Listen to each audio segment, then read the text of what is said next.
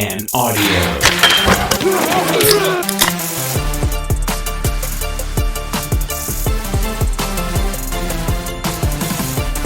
All right, let's go. Matt Robinson with you here on a Tuesday edition of Tall Can Audio podcast. Good show today. Looking forward to talking to Eric Smith, the voice of your Toronto Raptors, certainly on radio.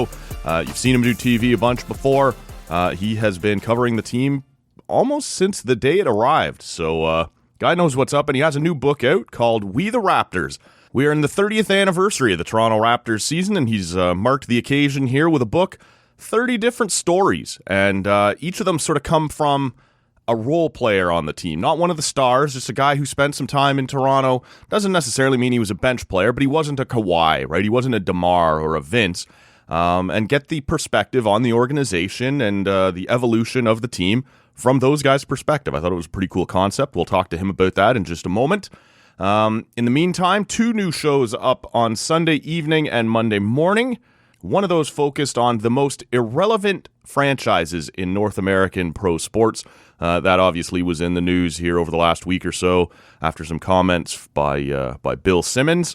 And the other one, what should the Blue Jays be doing this offseason? And even some talk about how the Sens have done out west. Mostly left the Leafs alone because the Leafs make me sad. So we're not going to get into any of that. And I should say the Leafs really more make me angry. But coming up on Wednesday morning, you're going to hear from Michaela Schreider and Vanessa Sanchez from She's Got Game on the TSN radio network. They will be in studio to talk all about an event they've got coming up this Saturday at the Whippersnapper Brewing Company in Bell's Corners. They're doing another women's sports trivia night, so you can get tickets to that. They'll be here on Wednesday to talk all about it and give us some more info on that. So it's a good-looking week around here. But let's not delay any longer. We got a conversation to have with Eric Smith. We'll get into it right now. As promised, we're happy to welcome into the show a guy who needs no introductions to basketball fans across Canada. It's Eric Smith. How are you today, sir? I'm good. How are you? I'm doing well. I appreciate you making a little bit of a little time. There's a new book out, man. It's We the Raptors. It's been put together by yourself. It's really interesting concept. It's stories from guys or about guys that are a little bit under the radar. It's not your Vinces or your Kawhis or whatever. It's more of the role players. I'm curious, what made you take on that direction when you decided to do this? I'll say short answer, but it'll end up being a long answer. But I'll give you the whole genesis and the whole concept behind the book and how it all started. It was during COVID. My brother-in-law was speaking to my wife one night, his sister, and that's the kind of tie into the book maybe that you don't know or that the audience might not know, is that the co-author, Andrew Bricker, is my brother-in-law. My wife is the oldest of 3. So anyways, during COVID, we're kind of having like a little family Zoom chat and whatever else, and at the end of the conversation, catching up with family and everything else, my brother-in-law says, "Can you stay on the line for a bit? Can we talk for a little bit?" I was like, "Sure." He's like, "Well, I've got this idea I want to run past you." Like, all right. And he and I get along, but it's not like we usually have too many one-on-one conversations like this. He's an English history professor working at Ghent University over in Belgium, got offered the job 3/4 of a decade ago, moved overseas, and, too smart for his own good, let alone my own good. And he says to me, "Have you ever thought about writing a book?" And it threw me for a loop right away because the short answer is no. I had never really thought about writing a book. And the longer answer and the slightly more arrogant answer, and I don't intend to be arrogant, but I thought he meant a book about me or something, or a book about my life. And I instantly thought, first of all, who would want to read that? Second of all, no, I don't want to do that. Third of all, let's say again, who would want to read that? And I kind of feel like that's something you maybe do when you're old or retired or whatever. Again, if anybody would even care to read that. And then I quickly sort of learned from him that, no, the book is not about you. I'm thinking more along the lines of, is there some kind of Raptors book or some kind of basketball book, something that we could do? Because I'm kind of tired of writing about English history and 18th century this and 17th history that. Could we do, some sort of fun, more passion type project. And I think at the time, I don't know if you'd agree, Matt, but sort of everybody around the globe, it seems, was looking for something to fill their day and their time with and get their mind off of COVID and the pandemic and looking to just kind of escape from the reality that we were all living through. So the longer things dragged on, the more I started to warm to the idea of, maybe I could actually use something to occupy my brain and my time with something else, maybe. So we started kicking around some ideas, myself and Andrew, and I landed on this concept of, all right, the 30th anniversary season is coming up, but I don't want to do, with due respect to coffee table books, I don't want to do some cheesy coffee table book that's just kind of like paragraph, picture, paragraph, picture, paragraph, picture, and just an anthology or a chronology of the 30 years. But could we use the 30 years as a bit of a tie-in, as a jumping off point to maybe a different kind of book? What would that book be? And I've long held this theory. You're close enough to the GTA, but we could probably say this about the Ottawa sports teams as well, especially when we talk about the Senators or just sports fans in general. Not to assume that you're a fan of everything Ottawa just because you're in Ottawa. The top 3, top 5, top 10, the Mount Rushmore. We as sports fans always seem to have these arguments about who lands in those specific spots in franchise history. I feel like with the Toronto Raptors, the top 5 is locked in. We can argue about the positioning of the top 5, but if we say in no particular order the top 5 for the Raptors, I believe, and most people seem to agree with me, you can disagree if you want, it's, again, in no order, Kyle Lowry, DeMar DeRozan, Chris Bosh, Kawhi Leonard, and Vince Carter. Right. And even though Kawhi was only here for the 1 year, you're not winning the championship without Kawhi. That's true. Now, we could say absolutely, and I'd be open to the argument that a Pascal Siakam is knocking on the door. Fred VanVleet is knocking on the door. Damon Stoudemire won a Rookie of the Year and was, the inaugural season and kind of helped the Raptors take off and whatnot, but when the dust settles, was here for less than 3 years. Tracy McGrady, basically 3 years, left after his rookie deal was up, and really only played for about a year and a half of those 3 years that he was here. So, again, those guys are knocking on the door. We could talk about even a long-term guy that was here forever and a big part of winning for a while in Jonas Valanciunas. Sure. But again, probably not top 5. Mm-hmm. However, when we look even beyond those guys, and that's why I mentioned top 3, top 5, top 10, Mount Rushmore, what about everybody else? When you think about the history of this Raptors franchise, it seems to me like, and I've been around almost since day one, you could look into the stands and see tons of number 15 jerseys for Vince Carter, or 7 for Lowry, or 10 for DeRozan, or 4 for Chris Bosh.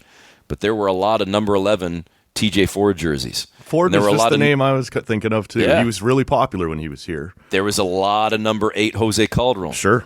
There was a lot of number 13 Jerome Williams, and 33 Antonio Davis, and 31 for Charlie Villanueva, and 54 Patrick Patterson, and 24 Norm Powell. And even right now, he's a very good player, but he hasn't been an all-star, and he might be a key cog right now alongside Scotty Barnes and Brandon Ingram. But there's a lot of number 9 jerseys for R.J. Barrett in the stands. Mm-hmm. So you start thinking about these other guys that may be fellow starters. Some of them even made all-star games. A lot of them were sixth men or bench guys or even deep bench guys, but yet fans seem to attach to them almost as much, and in many cases, more than the Vinces and the Kyles and the DeMars and the Kawhis and the Bosches.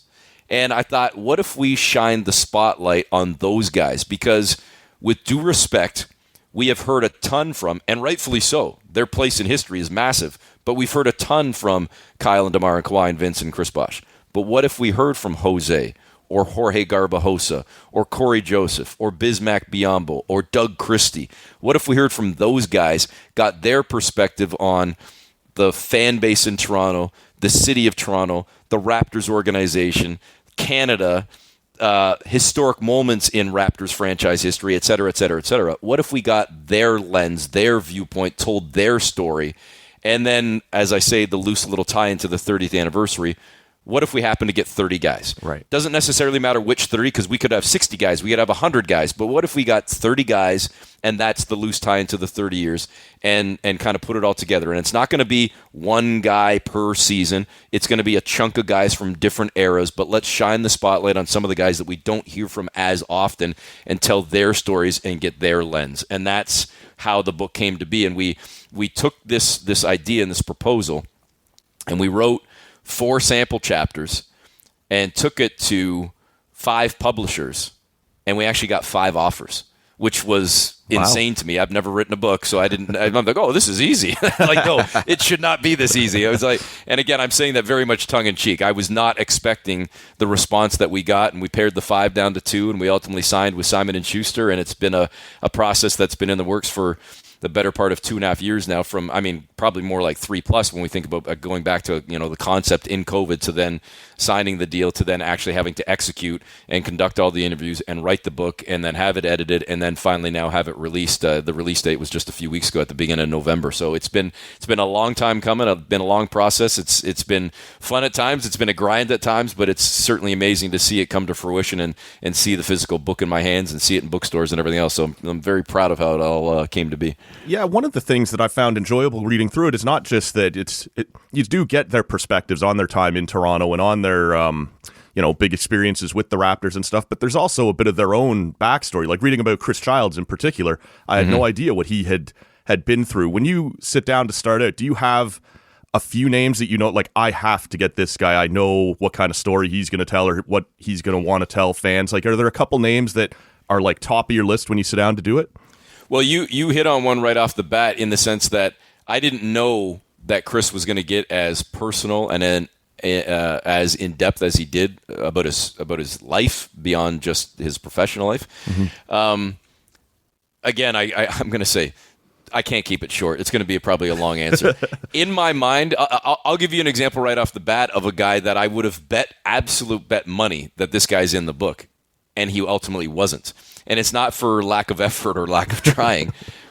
Right away, when I think of the whole, I don't know if it's fair to call it the thesis or the theory, the whole concept behind the book, the first guy that pops into my mind is Morris Peterson. Right. Mo Pete was a starter for a hell of a long time. I don't think it's a negative to use the term role player, and that's something, just as a quick aside, that's something I had to come to embrace as well. I first got into this thinking people might think of role players, quote unquote, in a negative context. Sure. A role player is very much a very important piece. A role player could be a guy that's scoring 15, 20 points a night. He's just not the number 1 or 2 option. He might not be an all-star, but he has a specific role on said team. And I learned that from the players, because I actually asked that question to a lot of guys. Do you kind of look negatively upon, or do you look down on when people call you role player? Like, hell no. I'm a role player. I embrace being a role player. Yeah. I have a role, and it's X or Y. So Mo Pete would be a guy that I think should absolutely be in this book. But again, I'm being totally honest with you just about how all of this stuff came to be. Mm-hmm. If you and I were sitting in a room doing this interview right now, and I don't say this like I'm not trying to name drop or anything like that. This is not the intention of my story. But if we were sitting in a room doing this right now and Mo Pete walked in, Mo Pete would come over and give me a hug and sit and talk to me for an hour. He knows my wife's name. He knows my kid's name. I've known this guy forever. Right. We end up being colleagues in broadcasting for a few years. Like, I know Mo Pete well. I can't control, and I say this tongue-in-cheek, if Mo hears this, like, I'm not ripping Morris Peterson. But I can't control if I text Morris Peterson and he texts me back and says, I would love to do the book, and then ghosts me for 7 months. I can't control that, And then when he walks into Scotiabank Arena last year when Vince Carter's jersey is getting retired and says, E, what's up, man? And he comes over and gives me a hug and shakes my hand and sits and chats with me in the stands. And because, man, we got to sit down and do that interview for the book. I go, Mo, the book's been done for like 6 months, man. I already handed it off to the editors. Like, where you been? Oh, man, my bad. Life got busy. Kids. And I get it. And quite honestly, I do get it. And that was the case with a lot of the players that I might have reached out to. Again, being completely frank with you, Matt, some guys you reach out to and like I could show you the receipts of the guys that I have that said yes, but then ultimately didn't appear in the book because I got one no. I'm not going to say who it was, right, but I got one flat out no. And I'm not sure why. The guy's like, no, not really interested. No thanks. I'm like, okay, no worries. No problem. And I always got along with this guy, but he didn't want to do it. No problem. No problem. Every single guy I reached out to said yes. But there's many that ultimately didn't appear in the book because, again, it's in season. Hey, can we do it in the off season? It's like I'm focusing on the games and practicing, da-da-da. Hey, no problem. Then you track them down in the off season. I'm taking a vacation with my family, heading out with my wife, heading out with the kids. Could we maybe do it in a few weeks? Da-da-da. Sure. A few weeks roll by. Off-season workouts. Could we do it another week? Training camp's hitting, and it's like there's never the right time. Sure. And I did say honestly to the guys that this isn't going to be like a 10-minute conversation. I'm going to need you for probably a couple hours to do it properly and to really make sure that I've got enough information for a again a legit and proper chapter. Yeah. And I think maybe that might have shied off or scared off some guys a little bit, perhaps. I don't know. So anyways, going back to your original question, as I told you, very long-winded. I think that they're, like when I say Mo Pete, Jerome Williams is another guy. Everybody loved JYD, and that's a guy that I think people automatically think of. I think Norm Powell is another guy. So there were certainly people on that list that I wanted to check off. And there are certain guys as well that I had closer relationships with, professionally speaking. I can count on one hand the amount of times I've, broken bread with or been out socially with a player. It's not like I'm hanging out with these guys and we're bosom buddies, but I think I had a professional working relationship with a lot of players, and I would hope that my work ethic and my body of work stands on its own feet and guys kind of respected who I was and what I was all about as a broadcaster, so that when I did reach out, there was a connection or there was a familiarity where they're like, all right, I trust this guy. I know this guy. Even if we might not be friends, quote unquote, we are professional colleagues and we've interacted over the years and I know what this guy is all about. And again, I understand his character and whatnot. And he covered me fairly or he broadcasted accurately, etc. So when I'm reaching out to some of these guys, even if there wasn't that bond or that connection that I might have with a colleague, like an Alvin Williams or a Matt Bonner or whatever, I can get a Chris Childs on the phone and I can have a conversation with him. And then as he starts chatting with me and hopefully finds it to be a very casual and disarming or not combative conversation, he sees the tone and the overall arc of the conversation and the theme of the book. He feels more comfortable talking about things. And I've used this example in a couple interviews I've done. Chris Childs and I believe we spoke in June or July of 2024. And had about a 3-hour-ish conversation. And months later, in the first week of October of 2024, I'm in Montreal at Raptors training camp, out with a buddy who was in the area on business, having a couple of beers. It's after midnight, and my phone rings. This is like 3+ months after my interview with Chris Childs, and I look down at my phone, Chris Childs. What the hell? Why is Chris Childs calling me at midnight on a Thursday? I pick up the phone. Hey, Chris, what's up? He's like, you got a second to talk? I'm like, yeah, sure. I mean, I'm out with a friend, but absolutely, yeah. He's like, I have another story I want to tell you. So can we talk? Sure. So the fact that, again, months later, he's following up because he wants to share more, and he's taking, obviously, this book and his place in it very seriously to the point where he's, months later, wanting to open up about another detail of his life. And I did not anticipate when we spoke. Again, I'm looking total at all the interviews, not just that night specifically. And I know this is probably part of the reason why you brought it up. I had no idea that he was going to get into, alcoholism and substance abuse and the impact on his family and how his family and his marriage nearly ended, let alone his life nearly ended. Yeah. And how a longtime collegiate and professional coach, a former Raptors assistant coach, the legend John Lucas, was essentially responsible for getting Chris's life back on track, let alone his career on track, and opening the door to one day be an NBA player and have a professional life in the NBA, et cetera, et cetera. So beyond just his impact on the Raptors, his trade from New York to Toronto or whatever, it was life and moments like that. And those are the conversations that stand out. Another one would be like a Patrick Patterson, who was sitting in a movie theater in Sacramento with his mother when he found out that he had been traded to Toronto, and made no bones about the fact that he wanted absolutely nothing to do with going to Toronto and wanted to be rerouted immediately and did not want to be a Raptor. And his mom kind of talked him up and said, no, you're going to go and you're going to be a professional. You're being paid to play basketball. You're going to do your job and you're going to see how the dust settles. And who knows, you might love it. And what happens? The team turns the season around. Patrick Patterson falls in love with Toronto, re-signs with the Raptors, signs a long-term extension, and all these years later is now married to a Canadian girl, has a daughter with dual citizenship, and is running a business in like a production company making movies and stuff with one of his best friends who's a Torontonian from Canada and is back in Canada, back in Toronto with regularity. Like, it's stories like that you find out about how the human element goes far beyond just the X's and O's and between the lines on the court.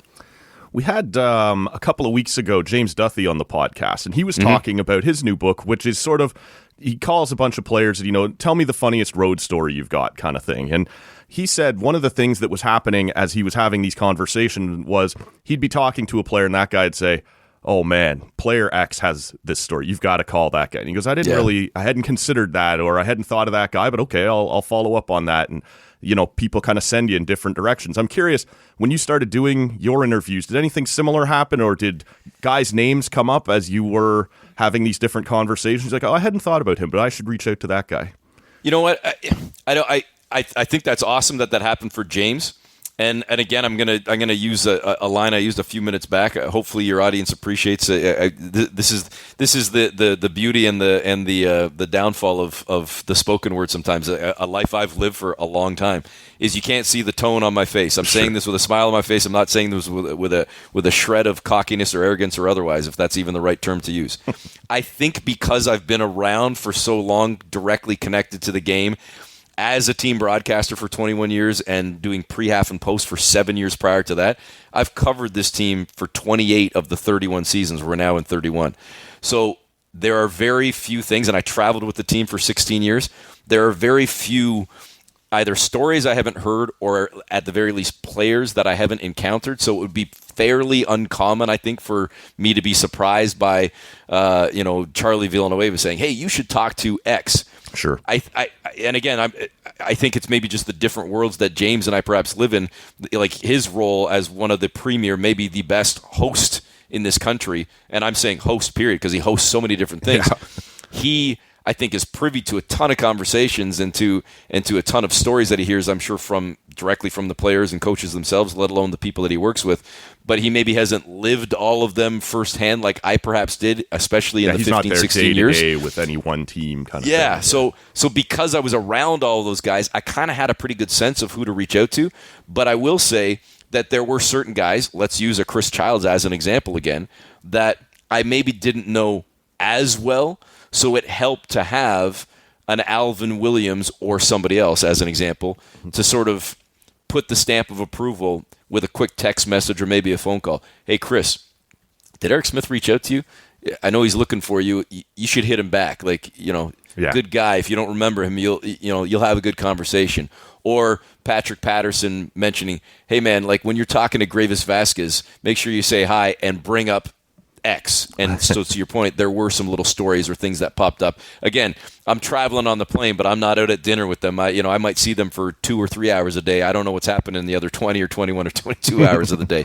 So there, to your point, there certainly were some things. But I think the idea and I'm going to go back again to something I said a while back, the 30 in the book weren't necessarily the 30 that I had to get, because it could have been 40, 50, 60, 70, 80 guys. My co-author Andrew used a line in another interview that I thought was great, and that is that this was never meant to be an encyclopedia. This wasn't meant to be just like, oh, flip through and read about this guy and read about this guy. It was, no, we could have had so many others, and I'm not trying to tease anything here. In fact, if there ever is a follow-up on a 35 or a 40, there could be, 40 new people or just adding 10 to the 30 already exist and telling other stories and whatnot.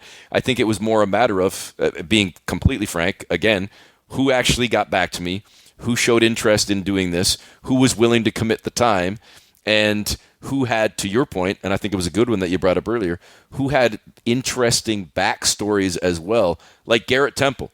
Garrett Temple, to me, and I say this again with all respect to Garrett Temple, some people might open the book, up the book and go, Garrett Temple, like, he doesn't really play a ton. Like, I don't know, why would he be included in the book alongside like a guy like an Antonio Davis or Bismack Biyombo? Like, those guys had huge impact on the team. Yeah. And I'm here to tell you, Garrett Temple does have huge impact on the team.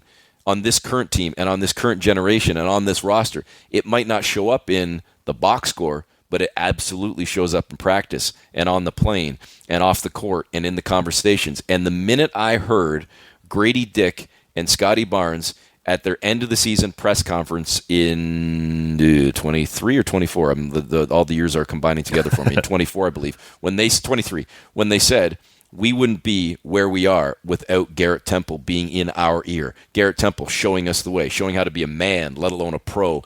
As Scotty Barnes showing me how to be a young leader, et cetera, et cetera. And right away I thought, that's a guy I need to get in the book, because if we're trying to branch the generations within this book, the expansion era, the Vince era, the Bosch era, the sort of championship era and beyond, which we're still kind of in, Garrett Temple is a perfect bridge to hopefully what this team is becoming. In the course of talking to Garrett Temple, I know him a little bit, and I know he's been in the league a long time, and I know that he's a guy that grinded in the G League until he finally got that big moment in the NBA. But I had no idea about the true impact of the history of his family in Louisiana, and his grandfather and his father, and the racial issues that his family and that generations of his family encountered in Louisiana. All of that stuff that comes out in the book and in my conversation with Garrett, shaping who he is as a person and now who he is as a leader, trying to teach young men and be that sort of guiding light, a sort of player coach in a sense. So it's stuff like that I didn't even know that came out, that I thought certainly fit the book well and brought that human element beyond just the player aspect. There was something you mentioned a few minutes ago that I came into this conversation wanting to ask you specifically about, and that was this idea that Raptor fans have this love for some of the role players. You mentioned a bunch of the names that weren't stars that you see jerseys around from. And look, you've covered Toronto sports for a long time, and I don't know if this is unique to Toronto, but it certainly stands out to me in Toronto that, back in the day when the Leafs would have McGillney and Sundin, fans loved Tucker, right? And during the Roy Halladay or Bautista days, fans loved a John McDonald, like just that type of player. And it's been the same with the Raptors. There's something about, and it's not that Toronto doesn't love its stars, but there's something, I don't know, I'll use the word odd about this big blue collar city that's like a top 4 market in North America. And it almost feels like they want to be the underdog, or they want to root for the underdog. Have you encountered the same thing covering the Raptors? Okay, Matt, let me ask you a question. Be honest with me, okay? No white lies or anything here. Have you heard any other interview I've done for this book before this conversation that we're having right now? I actually have not. No. Okay. Has everyone asked you that question? No, but you just gave the answer that I've given in a ton of interviews. Like you are literally in my brain right now using examples and names that I have used multiple times. So the best answer I can give you, and the shortest that I've given yet in this interview, is yes. Honestly, it's kind of creepy. I'm staring off at a wall right now as you're saying this. I'm like, this sounds exactly like me right now. That is almost word for word what I've answered. This is what I've said to other people. And you, like, literally the term blue collar, I've used that. Mentioning some of the players like John McDonald, I've mentioned him specifically by name.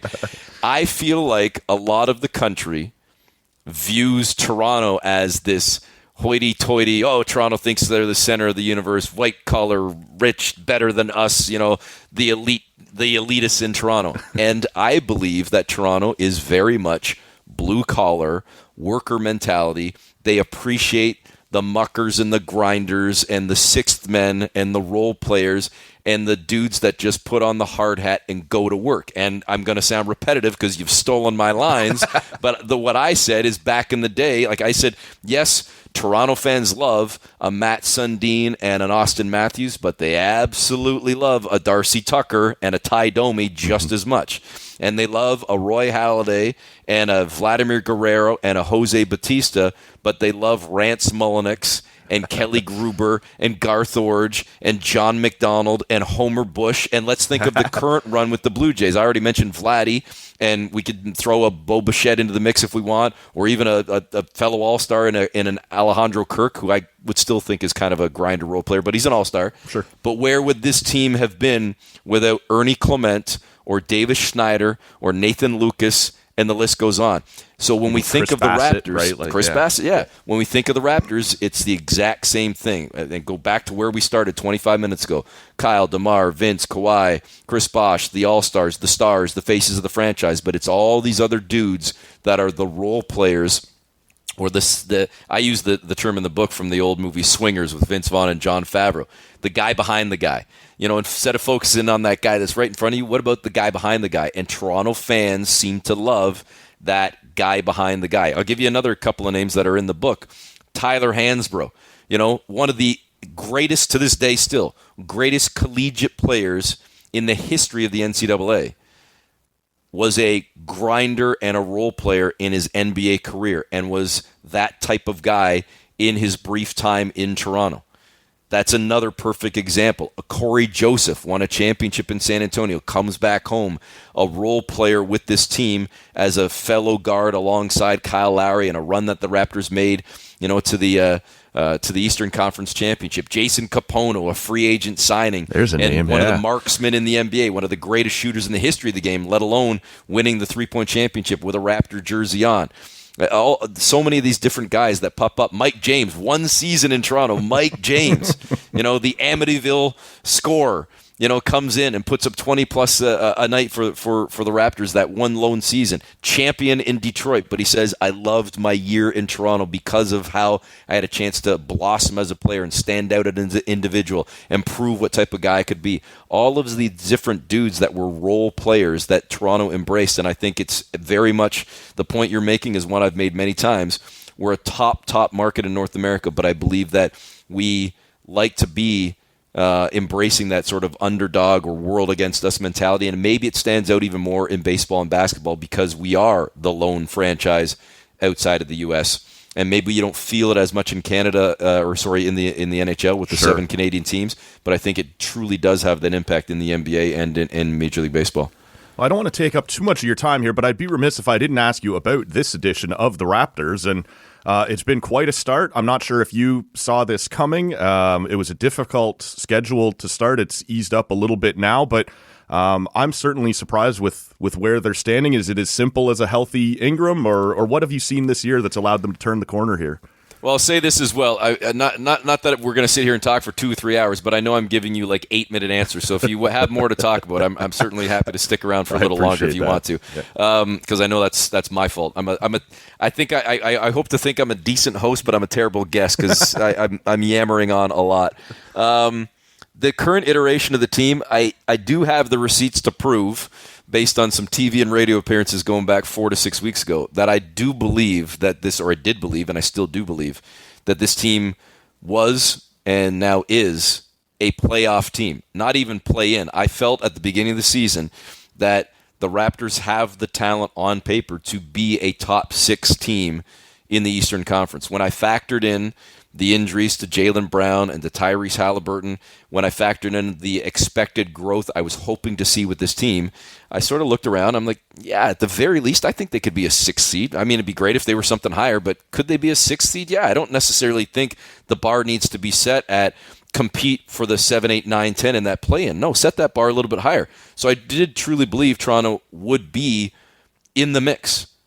Did I think almost a quarter of the way into the season that they would be the 2nd seed in the conference? No, I did not. I'm being honest. I would have hoped that and loved for that, but I did not see that would be the case. And I think one of the primary reasons why it's come together, you already touched on, is, yes, a Brandon Ingram and the impact he's having. I think it's been health for the most part, and we're knocking on wood in terms of, all right, there's been a bit of a wonky back for Jakob Poeltl, and we're now dealing with a knee issue for R.J. Barrett, and Colin Murray-Boyles has missed a little bit of time with a knee, but he's now recently come back. So for the most part, though, your key core guys have been generally healthy.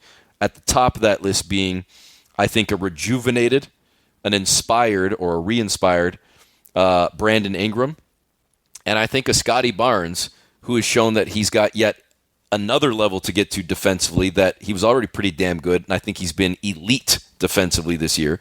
And I also think that he's now playing with a greater sense of purpose on the offensive end, in that I at least believe we're seeing him more aggressive in terms of backing guys down into the post, getting into the painted area. He still has the ability to knock down from the perimeter, but he, I think, is recognizing, especially when he's got guys that might be a little bit smaller or not as athletic, I've got the length and the size and the frame. I can back guys down and literally get myself right to the rim and put it down on somebody's head.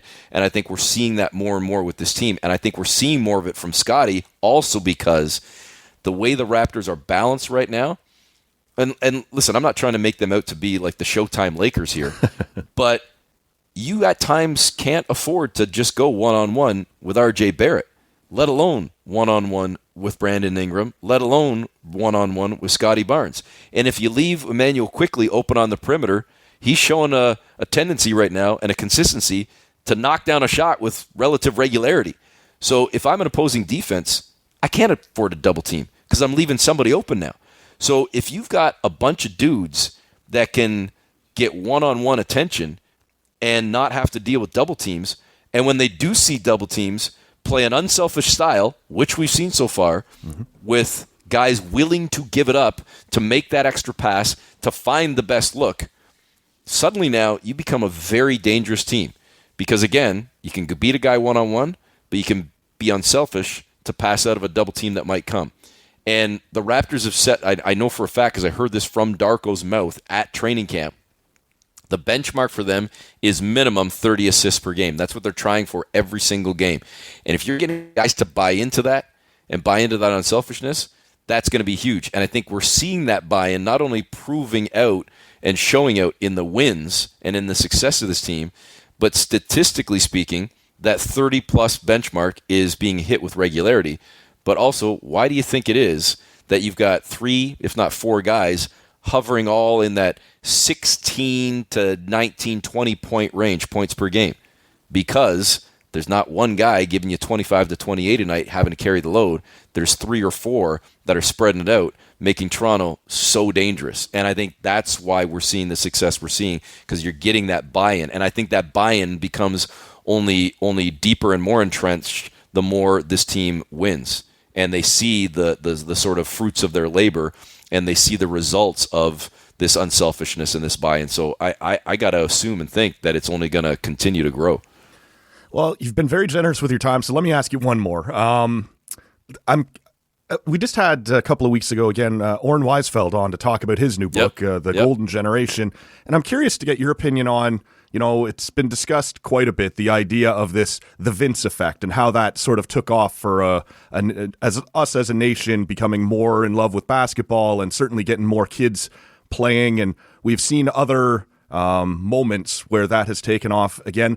Is that still possible, or has basketball kind of reached a place where it is commonplace enough now in Canada or is it possible that Shea creates another boom, or the Raptors championship in a couple of years will start to see kids who, how many of those mini Jurassic Parks did we see pop up across Canada that spring?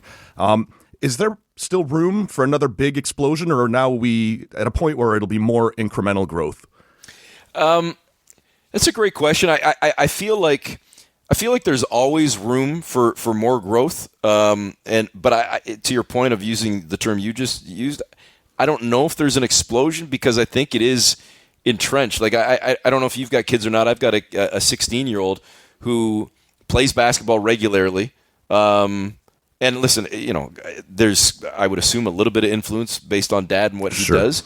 But he went to a brand new high school with not one kid from his grade school. So when he walks into that school, nobody knows whose dad is or what his dad does or what he himself is into. And almost every single one of his friends is into basketball. And not one of them plays hockey. And I'm not here to crap on hockey by any means. But I think that a lot of people growing up in this generation are growing up. And this is what made me a weird Canadian, because I was from the 80s. And I didn't play hockey. I always felt that I was unique. I was a baseball and basketball guy. I loved hockey. I liked watching hockey. I was a huge Gretzky fan. I played road hockey almost every damn day of my life. But I never played, even at Timbit, like tiny level, never played organized hockey. Baseball and basketball were the passions. But now this generation is growing up not just with basketball, but with soccer. Yep. Or we're seeing more and more golfers as time goes on. I mean, even like things like pickleball or whatever. And I think part of the, and not, I'm sure you've had this conversation. More relevant with tennis too, right? Like, yeah, absolutely, people branching out. Yeah, and I'm sure you've had this conversation with a lot more people that are a lot smarter than me when it comes to hockey and the impact of the game on the culture and on the country and everything else. But I believe, and I'm saying this even more as a parent, not just as a broadcaster, as a guy who's had a career in sports. I think hockey has a real issue with the cost. Yeah. And I think they have priced themselves out of a lot of communities and a lot of families that just simply cannot afford the leagues, let alone the equipment, let alone the ice time, let alone the travel. And that's not to say that there aren't costs involved in basketball or costs involved in soccer or costs involved in baseball. There are. But I think hockey is at another level. And I think when you look at how relatively easy it can be to just pick up a ball, and if there's a hoop at a park or on a street or wherever, or if you're talking soccer, a ball and a net, and you might not even need a net. You could just have a couple of pop cans on a street. Yep. and kicking the ball around, or on an open field somewhere. It's cheaper, it's easier, it's more global, and I think that's the impact that the sport can have, not only on this country, but globally. So I don't want to take anything away from Shea Gilgeous-Alexander or RJ Barrett or anybody else in this sort of current generation of Canadian players, but I think that because of the 30 years of Raptor basketball, because of the growth of the sport, I think that there is absolutely room for another big boom to come, but I think it's just kind of woven into the fabric of this country now more than it ever was. And it will only continue to grow and get bigger. Like, I'm looking out my window as we speak right now. And again, this is not to rip on hockey. I'm not going to name names and throw any neighbors under the bus here. But I can tell you that directly kitty corner across the street from me, there is a family that has the son and daughter, I think 18 and 14, both play hockey. Right. And 2 houses down from me, there is an older dude that's in his 20s now who played hockey as a kid. He's in university now, doesn't play hockey. His younger sister, still in grade school, plays hockey.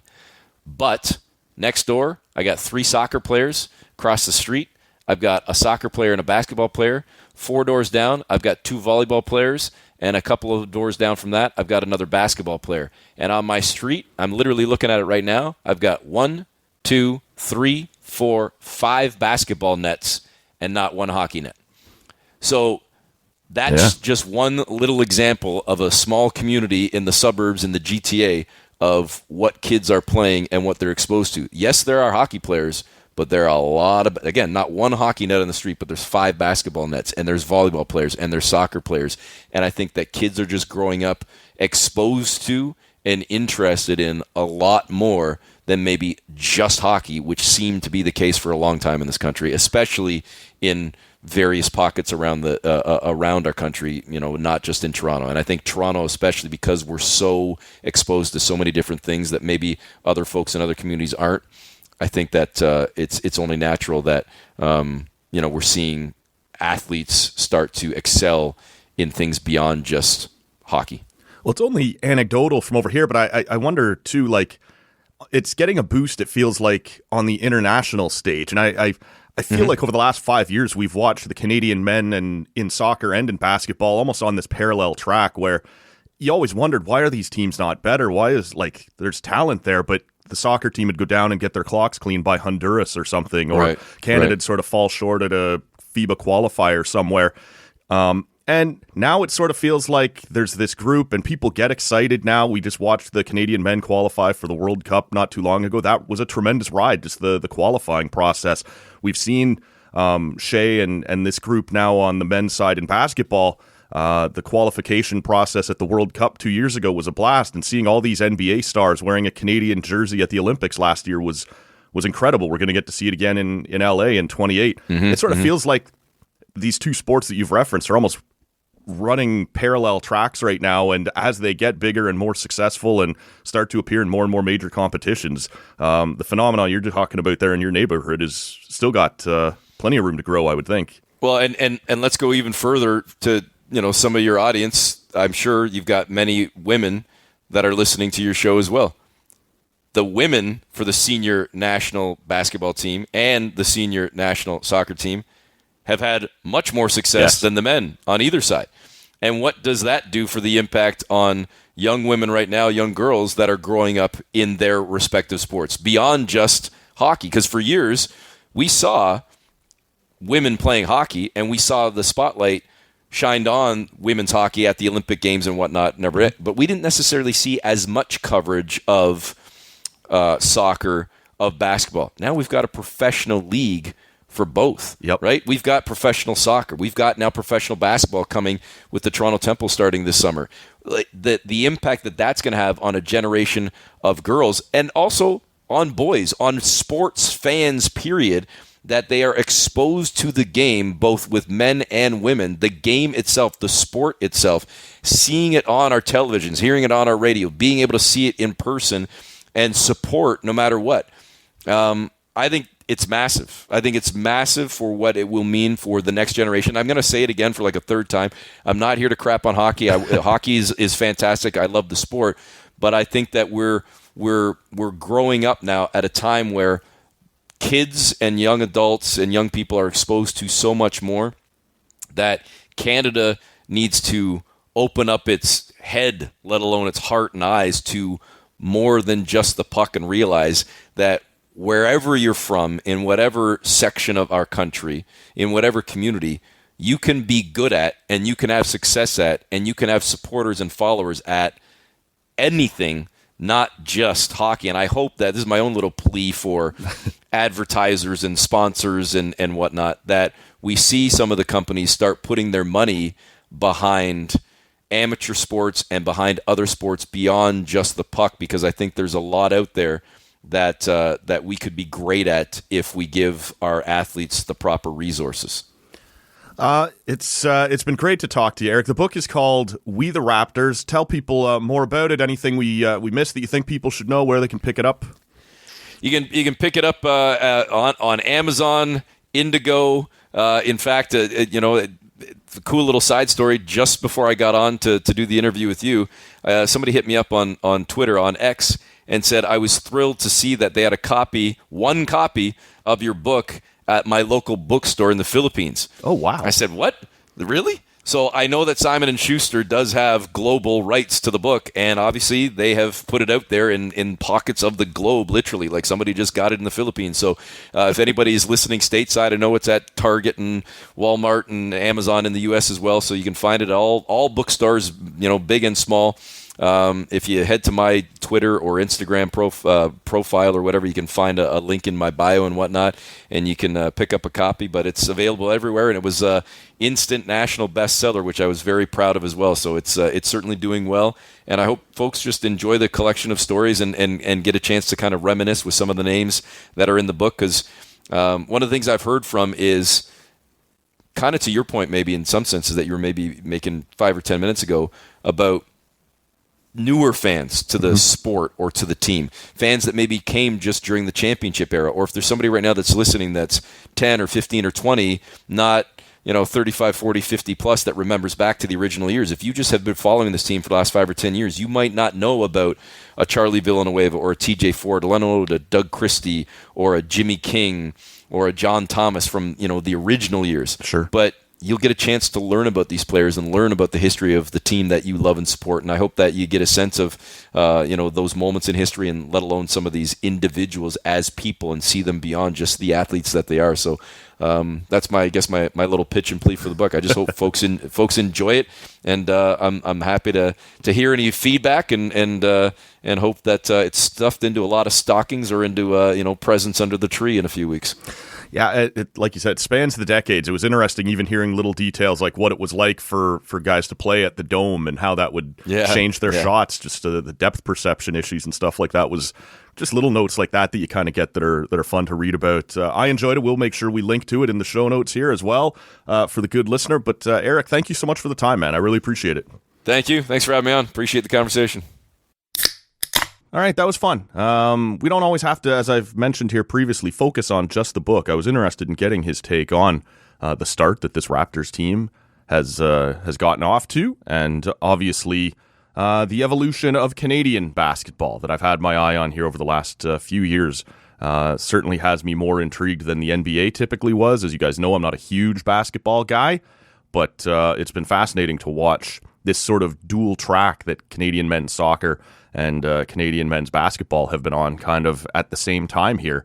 As he properly mentioned, the women's teams in both of those sports have also been successful, but with a much longer track record, right? They've been pretty good teams for a while. So just another thing that the two sports have in common here in Canada. So I wanted to pick his brain on that, but obviously wanted to give you guys a little insight into the book, and we will link to it. It's called We the Raptors in the show notes at tallcanaudio.com.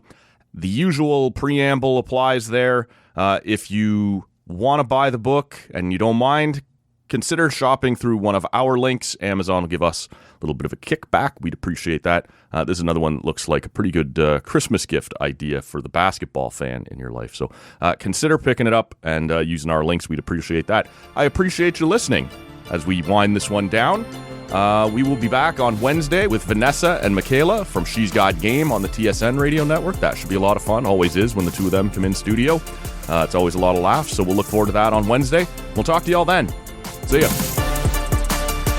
The hell is that? Number one bullshit. Oh, number one bullshit. Why are you so pissy?